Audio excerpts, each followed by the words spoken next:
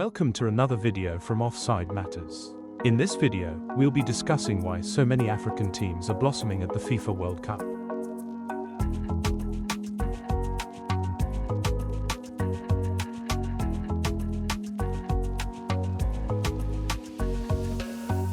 Before the 2026 FIFA World Cup kicked off, one of the debates surrounding the expanded 48-team tournament was whether Africa really deserved 10 qualification spots. Some argued that giving Africa 4 additional places would dilute the quality of the competition. But after the group stage, those doubts have almost completely disappeared. Out of Africa's 10 representatives, 9 reached the round of 32, with only Tunisia failing to qualify. That's an incredible 90% progression rate, the highest of any confederation at this World Cup. Asia also enjoyed a historic tournament, sending 6 of its 9 teams into the knockout rounds, its best collective performance ever. But Africa went one step further, proving that this wasn't just a continent with more teams. It was a continent with more quality. So, is this simply a consequence of having extra qualification spots? Or, are we witnessing the beginning of a genuine shift in international football?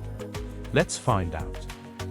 The expanded FIFA World Cup brought 48 nations together for the first time in history, with qualification spots distributed across the 6 confederations. Europe received 16 places, Africa received 10, Asia received 9, CONCACAF received 8, including hosts Canada, Mexico and the United States. South America received 6, and Oceania received 1 automatic qualification spot. At first glance, European teams still dominates the tournament in terms of representation.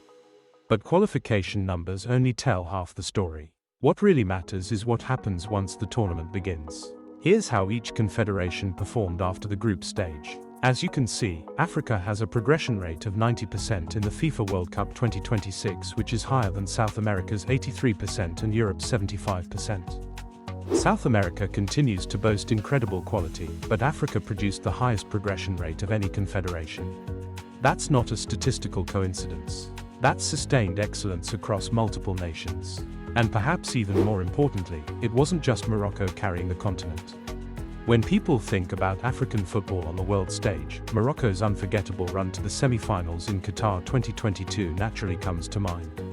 But this World Cup has shown something very different. This wasn't one exceptional team. This was an entire continent stepping forward together.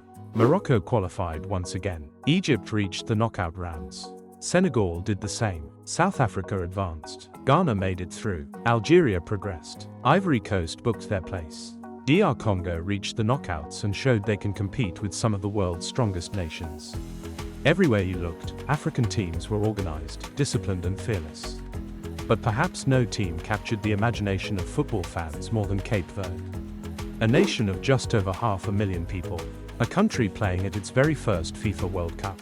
Few expected them to survive the group stage. Yet they did exactly that. And in the round of 32, they produced one of the most entertaining matches of the tournament against the reigning world champions, Argentina.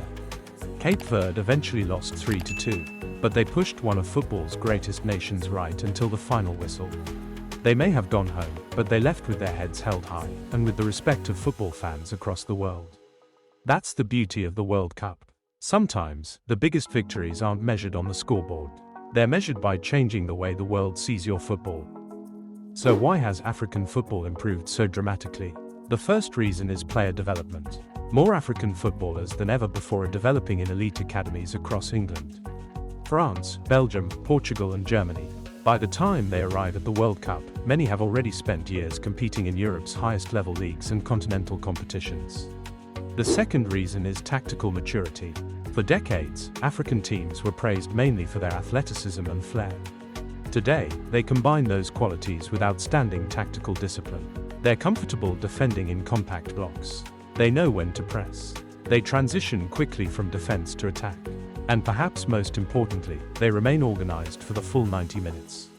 Morocco showed the world what was possible in 2022. This year, the rest of the continent seems to have taken notice. There's also a growing belief within African football itself. Previous generations often arrived hoping to cause an upset. Today's teams arrive expecting to compete with the world's best. That psychological shift might be just as important as any tactical improvement. For decades, the World Cup conversation was dominated by Europe and South America. The rest of the world was often viewed as outsiders. But this tournament suggests that the gap is becoming smaller. While Asia has enjoyed its strongest World Cup ever, with 6 nations reaching the knockout rounds, Africa has gone even further. 9 teams, 9 different stories, 9 examples of a continent proving it belongs among football's elite.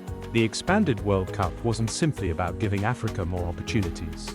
Africa earned those opportunities, and then justified every single one of them. The biggest story of this FIFA World Cup might not be a single player, or a spectacular goal, or even the nation that eventually lifts the trophy. It may be the rise of an entire continent. The story of this World Cup isn't that Africa was given more places. The story is that Africa justified every single one of them. 9 African nations reached the round of 32. That isn't luck. It isn't a coincidence. It's the clearest sign yet that African football has entered a new era. The question is no longer whether Africa deserves more places at the FIFA World Cup. The real question is this: how long will it be before an African nation finally lifts the World Cup trophy? If you enjoyed this analysis, let us know in the comments which African team has impressed you the most at this World Cup. Don't forget to like the video, subscribe to the channel, and we'll see you in the next one.